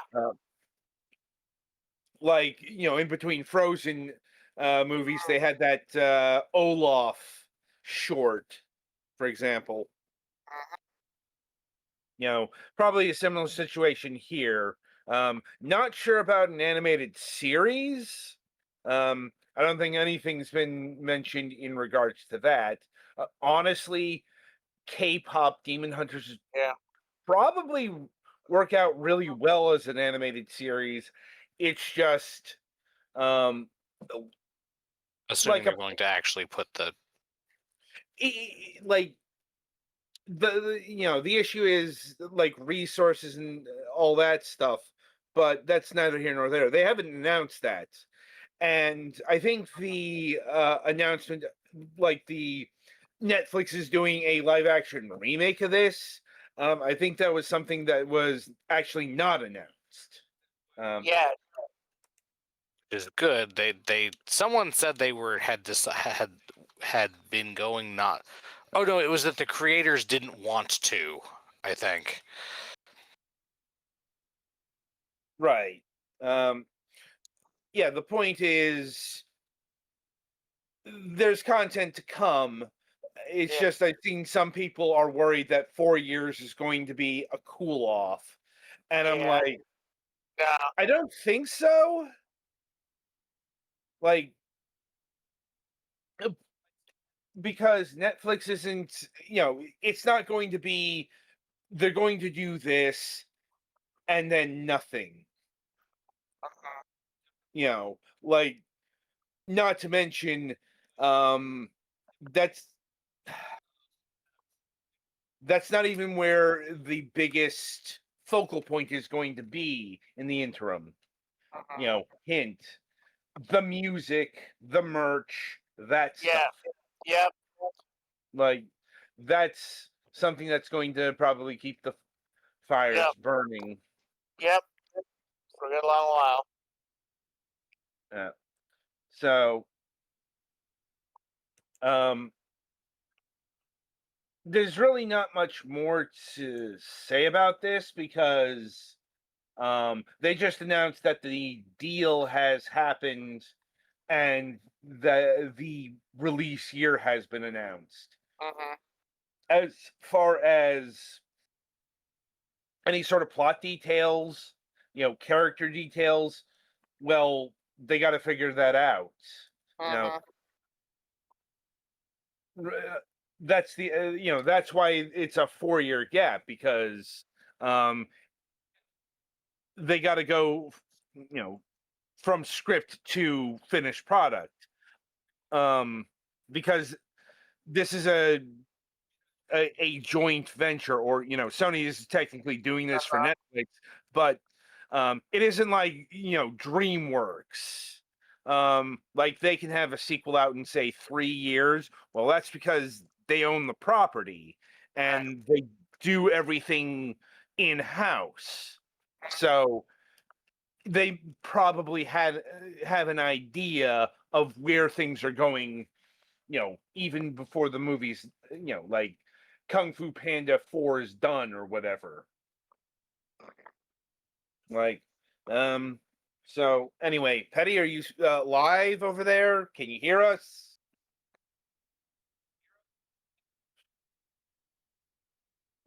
This is very concerning. This is not good. No, Maybe it's it not has.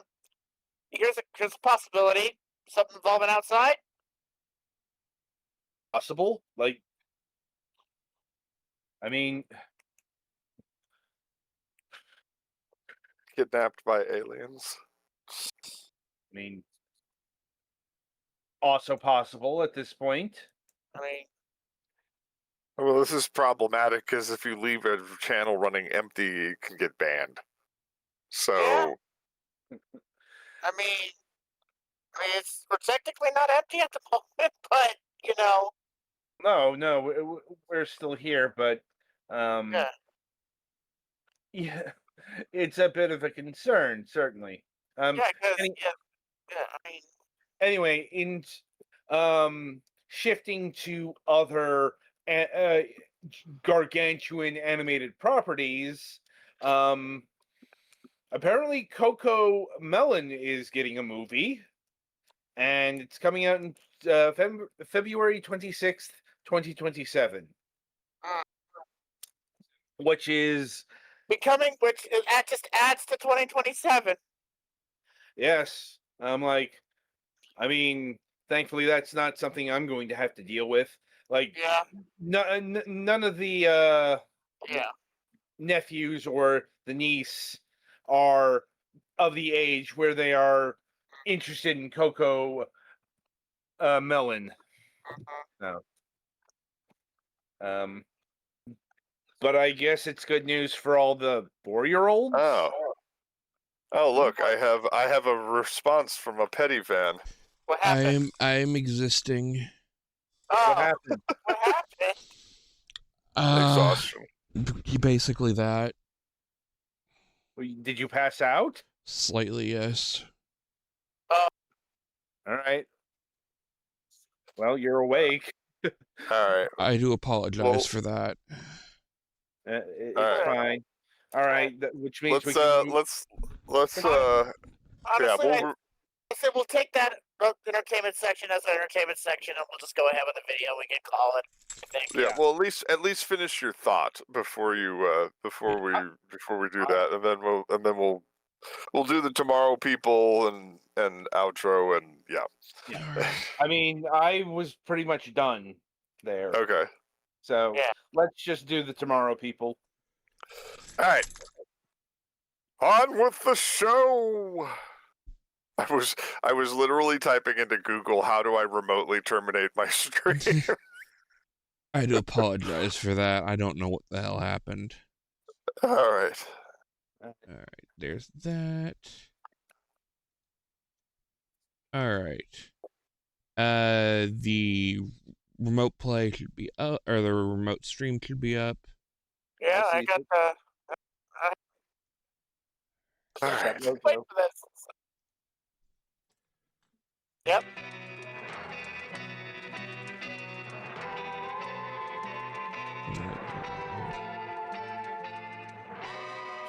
strumming away on that electric guitar.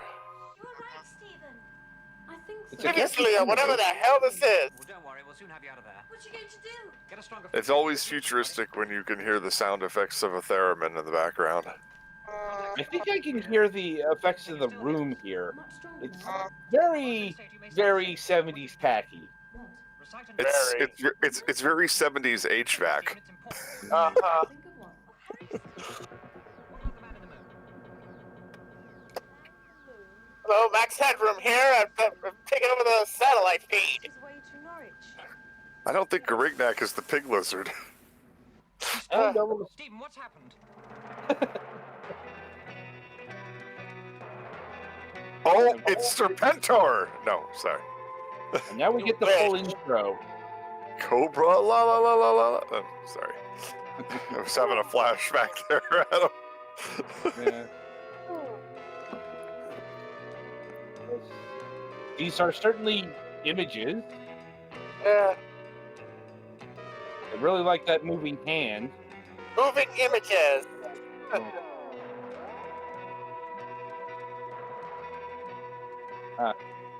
You know this is early 70s with this, by the way.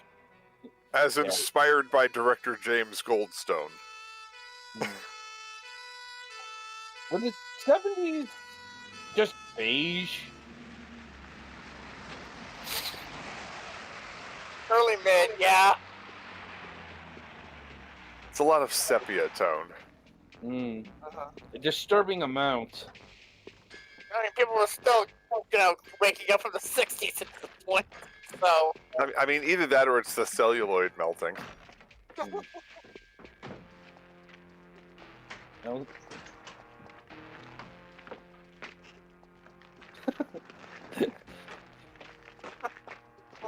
Yes, it's important for us to see every step of the patient carrying. I was the girl. What girl? The one by his bed. A nurse? I mean, since we got Bebop and Rocksteady here, it's only natural that this guy is obviously crying. Where is this girl now? He put her out into the lane of nod. Idiots! Eh? Don't you realize that this girl was one of them? Why was this Realize. Hold on, I have to roll that R a little harder. You heard what the man said. Shut up. Take him to the cell. It's like the other guy wasn't even talking. yeah. Meanwhile, Ooh, the back of the table. Anytime you like. Anytime. we were also previously seen on. Anytime. Anytime. Anytime. Carol? John? Carol, can you hear me?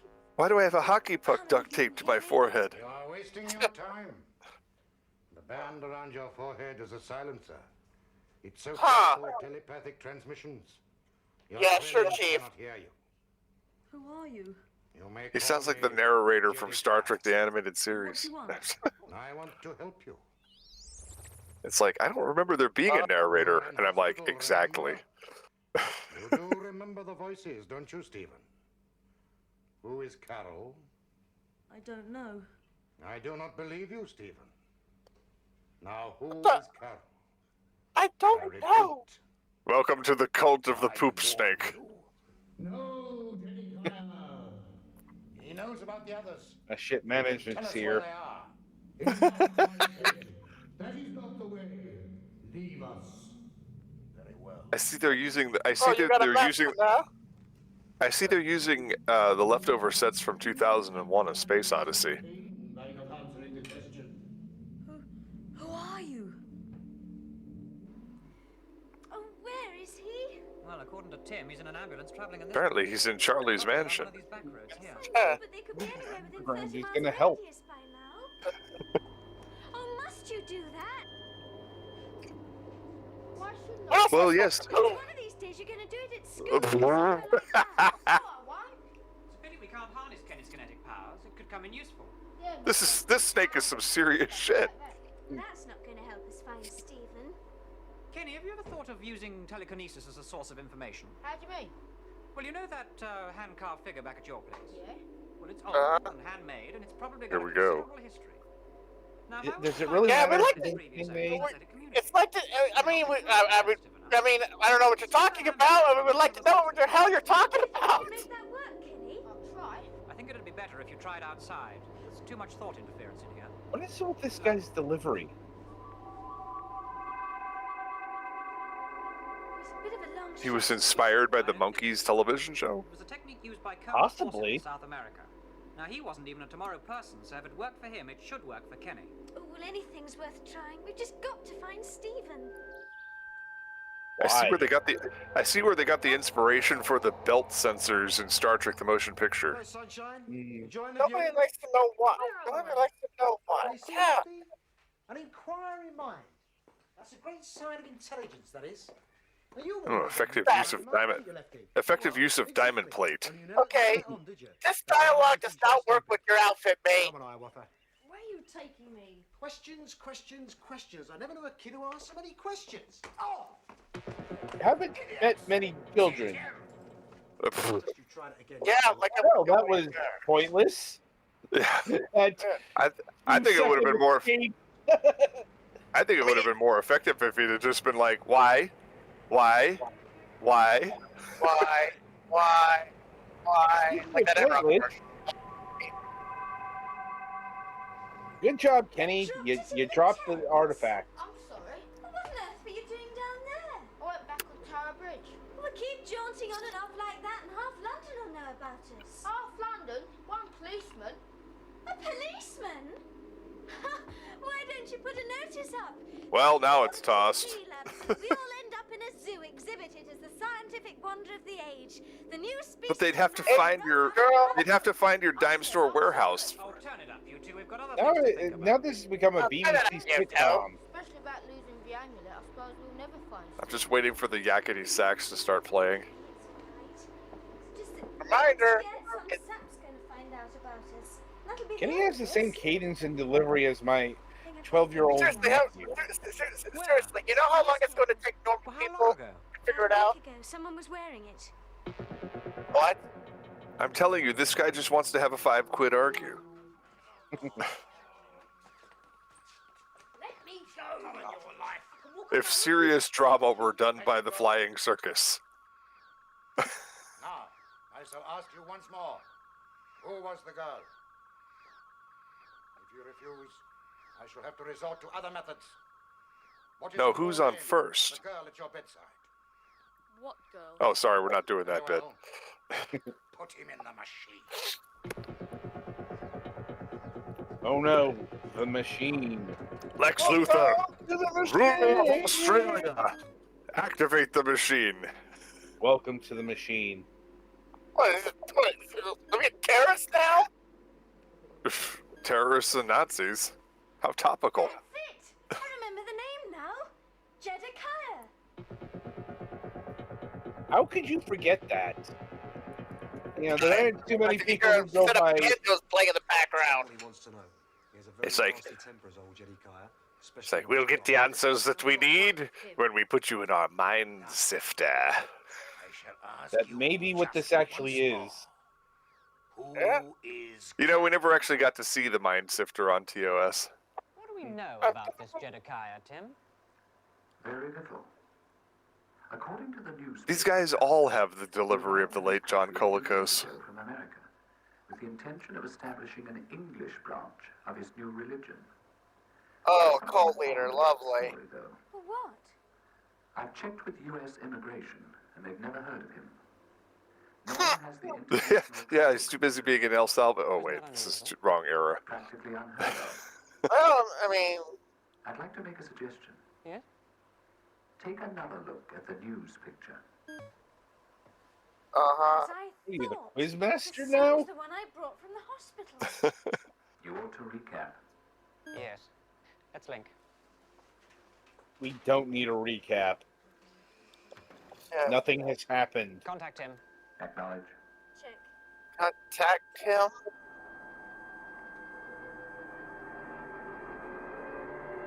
Poop snake. I think I had something like that lodged in my colon last week. It's only got one eye. The only one-eyed creatures I've ever heard of are the Cyclops. It's the one-eyed snake! Are one-eyed giants from Greek mythology. They're said to have a taste for human flesh. Excuse me. I'm not sure. However, I have found this in a local Surrey paper.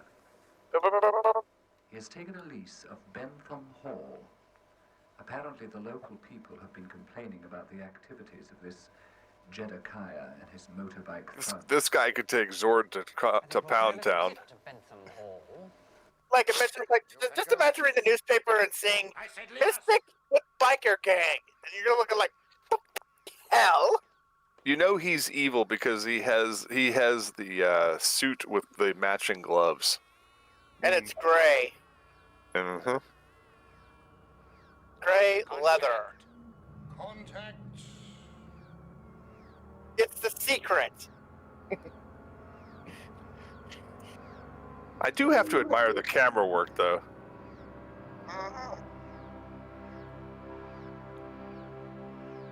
Not so much the special effects.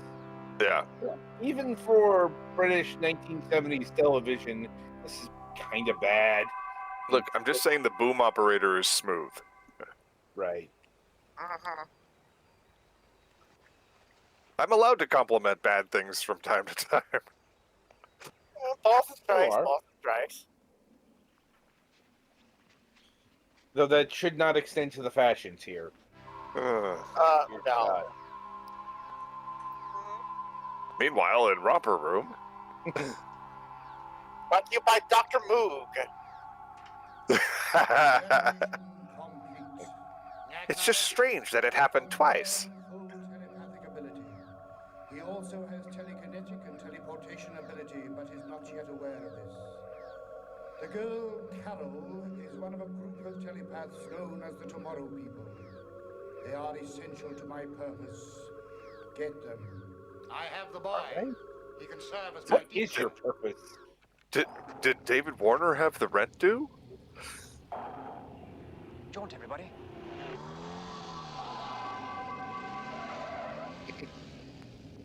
Oh, bloody. Or get on the floor. A bed made of astroturf and diamond plate. How comfortable. Oh, you ain't gonna even put him on the frickin' bed either? I mean, Oh, that's they the took same. off the That's the thing, same okay. glowing table. He took off the buffer? I don't know why you would do that. Stephen, Oh. Get out the just episode. outside the house, all three of us. Where are you? A second floor room, I think. Is there a window? Yes, a small one with bars on it. Okay, when you have the theme song playing, something is usually supposed to happen. Yeah. He's just still stuck in the room, describing the location. I don't think this is theme song worthy. Oh, man. Like, now is when you're supposed to kick in the theme song. Jeez. Yeah.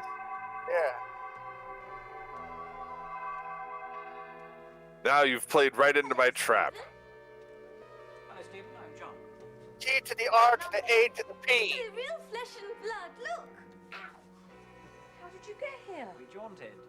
Jaunted. It means teleporting, instantaneous transmission of a body from one section of Like space to another. I said last time, they had to put it as Britishly as Not gonna be able possible. to appear just like that. Yes, you will. All Tomorrow people have the ability. Yes, you All will. have talents. Though we need a bit of a What the power. hell is going on? Move on before those thugs get here. So basically, you're kind of for the same person. Okay. Grab the door! Quick, Stephen, outside! Get Jaunt, out. everybody. He really sold that slip and fall. Okay,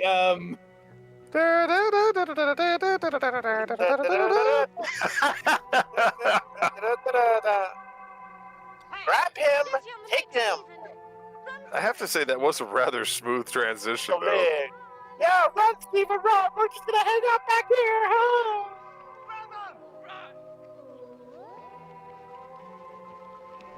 I mean, they did that.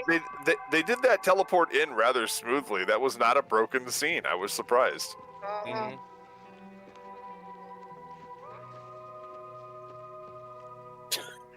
yeah, the Tomorrow People theme isn't exactly yakety sax. No. Well, no. I think we should redub this video Yeah, with Yakety Sax. Yeah, I don't know. I don't know if I want to put Boots Randolph into this.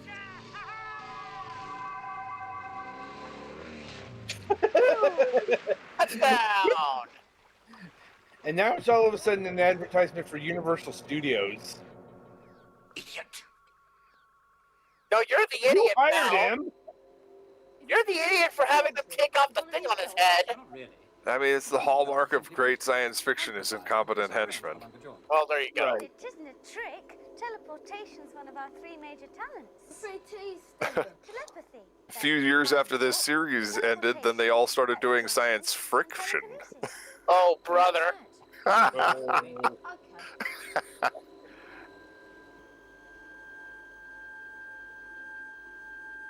Check your head. Now you try it. I don't know, like, oh, worked. Okay. You're a natural, kid. I'll never be able to do it like Kenny. Of course you will after a few sessions with Tim. Who's Tim? Our computer. Say hello to Steve. We don't talk about Tim. Hello, Stephen. Timmy! Tim. Timmy! Okay, so are you Tim or are you acronym Tim? You know, TIM, I'm asking. and stands Basically, for I'm a biological something. computer. I don't have tapes and discs. Instead, in these tubes are biological fluids. The internet is a bunch of Not tubes. exactly, no. But I am capable of original thought about things I have not been programmed for. Can he be controlled? Which puts you above generative AI. You feel uneasy. Well, I'm above it, generative AI, but just a halfway point away from being HAL 3000. My intelligence is in the balls. This switch here. Look, Hal probably would have been fine, but he got given contradictory instructions. Given me something to think about. Don't worry, Tim. I'm sure we'll be friends. Where are we anyway? In part of a derelict underground station. Everything he says is a lie. Just around the corner. Norman, I'm lying to you. Ah, that's charming. He's a terrific inventor and earns all we need for building up the lab. Crikey, it's getting late. Do you mind if I go? Promise not. Crikey! Kenny, we'll settle Stephen into the night. Yeah, that'd make him Australian. Bye. Uh-huh. What if I ever get used to Right. all this? Of course you will. In the immortal words of Billy Connolly, This is where you sleep. fuck off doesn't mean go away, it means fuck off. Hey, watch it. Not bad. What about food, Carol? Do you want somewhere What to up, mate? eat? No, Tim sees to that. He cooks too. Yes, kind of. Crikey, Oh, I'm tired. brother. See, he did say crikey. Yeah, but everybody said, okay, so are we Australian then, huh? Forget about Tim. I want Mickey D's instead. I want a damn cheeseburger from McDonald's. Shoot. Poor Stephen, he's worn out. Not surprised. Does Stephen not have a home to go to? Well, you can go home now if you like, Carol. I can look after Yes, you. doesn't he have a family? Just call me if you need anything. I'll just stand here in the control room looking important. You're gonna be under arrest for kidnapping within 5 weeks. Oh, what's wrong, Stephen? I have no Parents. They must be worried to see Stephen me. needs a teddy Yes, I bear. wanted to talk to you about that. What did you do about your parents? I mean, do they know you're a tomorrow person? Oh, yes. Why are you It laying wasn't much down? about their cooperation. Like, Can't think what I'm going to say. How am I going Why to are you laying down? I mean, come You on. want me to do it? This boy's had a lot of going on within like Would you? within the course of the last The better, but in there's a universe panic out probably here. couple In fact, hours. they're probably out looking for you right now. right, but it's more Especially like, if you once would again, go. why are you laying Don't you down worry, I'll here let you know instead where of you are. at Anything you home? want, Tim will look after you. I mean, I don't think he. I think he's like doesn't know what the fuck to do. Well, they had to put him in the control room, you know, so he'd be safe. And I say that with air quotes. Air quotes. Air quotes. Well, the actual answer is to progress the plot, such as it is. Uh-huh. Well, you know, Beardo has got to do something. Are you all right, Stephen? Yes, I'm alright. No, I'm not. Yes, thank you, Zord. Are you alright? Fake Smile City, oh. Fake Smile City. Is Like, he? when do I get a cool Please tell turtleneck? me he's not going where I think he's going. When do I get a cool turtleneck and belt? Walk up to the door. My God, is he wearing sandals? Possibly. Flip flop. Good luck seeing them under those fucking bell Oh, bottoms. it's gonna be something to Mrs. see. Jameson? Yes? My name is John. I've come to see you about Stephen. Oh, come in, come in. Oh, so he does have a home and a mother. Okay. Are You absolutely. And the mother goes, so just lets him in. It's like, oh, come in. It's like, you knew he was coming. Duck l'orange, Californian ham. I'll settle for steak and chips. Can you manage that? Of course. Hey, Snowy. My kitty is here and he's starving. Smashing.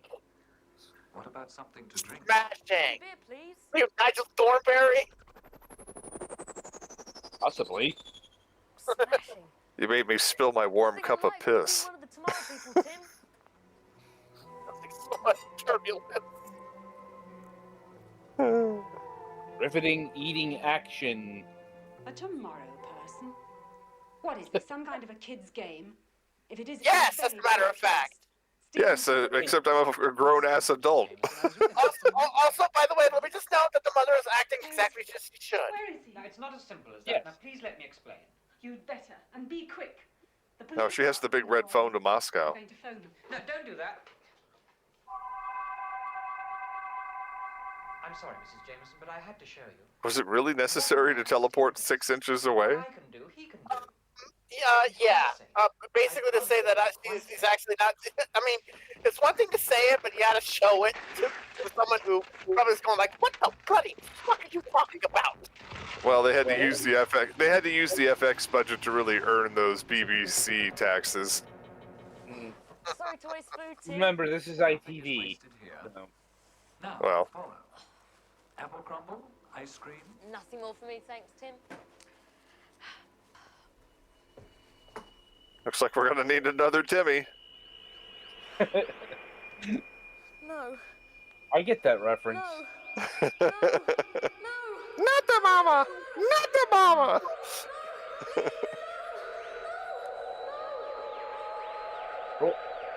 Boy, this show really likes that effect. I know health will drive you mad. Well, except this time it was going away instead of coming toward the screen. He's evil Like now. hot damn. Beep beep boop boop. He my beard on the other one going like, hot damn, I'm in. What's wrong? His mind just got hijacked. One could say he got mind jacked. Yes, Yeah. a brain jack. Free jacked. Wait. Stephen. Yes, thanks for. Good I'm job sorry, having I'm sorry, Tim. I'm afraid I can't do that. I had to turn off the Mr. Rogers light. Maybe it wasn't the best idea to hook up your computer to a cartoonish stick. God.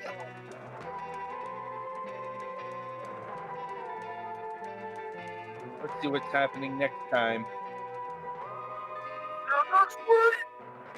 Next time on the thrilling adventures of whatever the fuck this is. We'll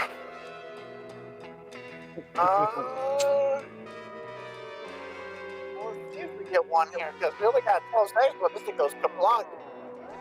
Yeah. I think we get a night. Oh, wait. Hold on. Never mind. No, I don't think so.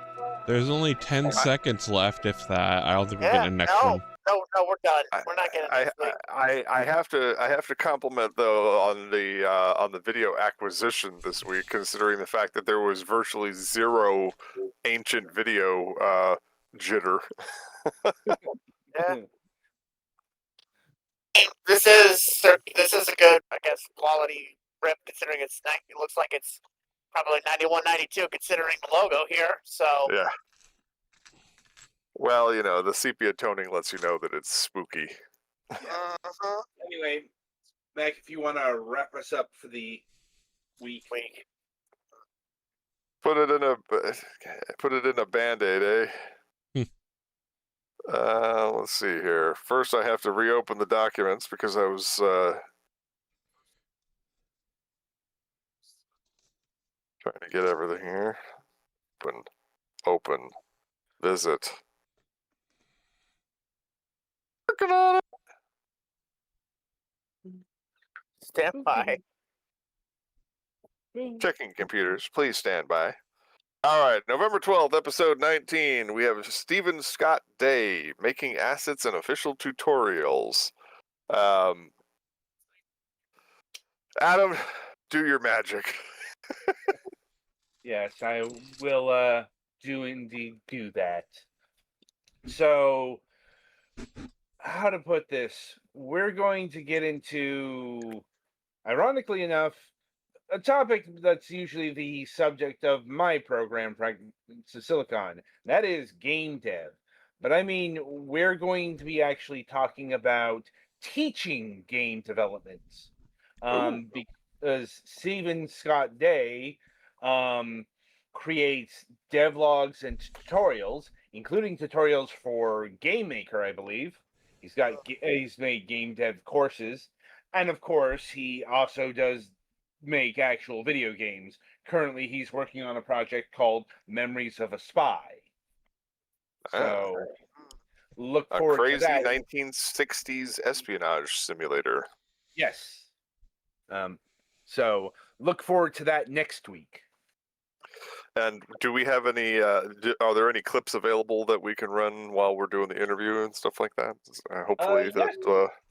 that. Let me see where. I had his channel open. We're not going to run them tonight, but I'm just saying during the interview and stuff like that. That'll be pretty cool. Yeah, I mean, he's got a YouTube channel filled with, said, yeah, like make games no code. Played my game. Like he's got a bunch of YouTube content. So all right, I guess we'll queue up a couple of choice clips for next week and really make it special. Yeah. Hopefully I'll be able to feel my face next week, in which case I won't be like throughout most of the broadcast. Although I did become less of a shambling zombie as things got going. That helps at least. Yes. All right. And thanks to our guest, was it pronounced Gilles? I think so. Gilles Messier? Huh? Gilles. Gilles? Gilles is how he said it. Okay, all right. It's French, so G-I is a J sound. J. All right. Well, anyway, thanks to our guest tonight for being a good sport and allowing me to massacre it because my face isn't operating correctly. And we'll resume this craziness next week at the same bat time, same bat channel. Until then, I'm your host, Mac Paladin. Thanks for watching. Stay safe out there, kids.